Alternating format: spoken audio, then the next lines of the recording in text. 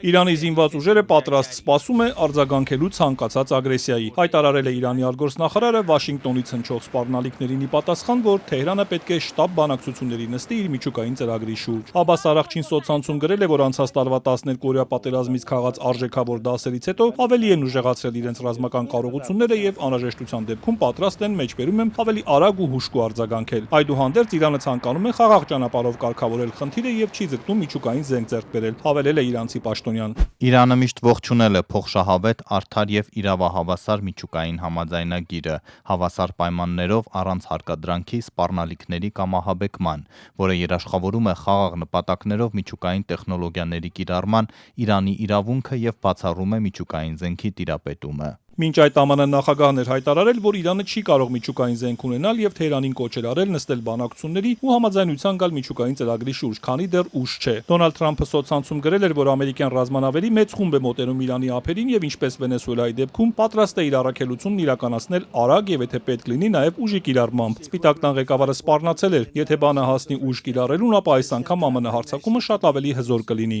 Ժամանակը սակայն սպառվում է, սա կենսական խնդիր է։ Ես նախկինում էլ ասել եմ, Իրանը պետք է գնա համաձայնագրի կնքման։ Նրանք չլսեցին ինձ, ինչին հետևեցին կեսգիշերային մուրջ գործողությունն ու Իրանի ահռելի կորուստները։ Հաջորդ հարվածը ավելի հզոր կլինի։ ԱՄՆ պետքարտուղարն էլ ասել է, որ Իրանը հիմա ավելի թույլ է, քան երբևէ, տնտեսությունն էլ փլուզման եզրին է։ Մարկո Ռուբիոն կանխատեսել է, որ ցույցերը կվերսկսվեն իսլամական երկրում, որի ազգային արժույթը օրերս հերթական անկումներ գրանցել, դոլարի նկատմամբ հասնելով պատմական նվազագույնի 1.5 միլիոն ռիալը $1 դիմաց։ Ռուսաստանը զգուշացրել է, Իրանի դեմ ուժի կիրառումը քաոս կստեղծի տարածաշրջանում եւ շատ վտանգավոր հետևանքներ կունենա։ Իրանի շուրջօղակը սակայն էլ ավելի է սեղմվում։ ԵՄ արտգործնախարարը հայտարարել է, որ դաշինքը նախատեսում է նոր պատժամիջոցներ կիրառել Իրանի դեմ։ Կայա Կալասը հայտնել է, որ Եմենն նաև մտադիր է ահաբեկչական կազմակերպությունների ցանկումներ առել Իրանի իսլամական հեղափոխության պահապանների կորպուսը, որը ըստ լրատվամիջոցների մեծապես ներգրավված է եղել երկրում բռնկված վերջին ցույցերը ցրելու գործողություններին, ինչի հետևանքով մոտ 6000 մարդ է սպանվել։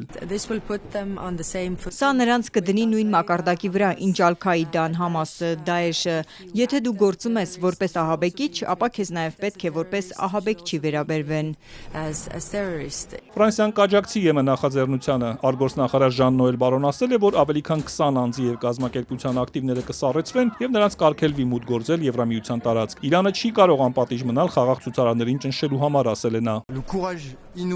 Այս բռնության թիրախ դարձած իրանցի կանանց եւ տղամարդկանց անհավանական քաջությունը չի կարող ապարդյուն լինել։ Ահա թե ինչու մենք այսօր պատժամիջոցներ կկիրառենք այս բռնաճնշումների համար պատասխանատուների նկատմամբ։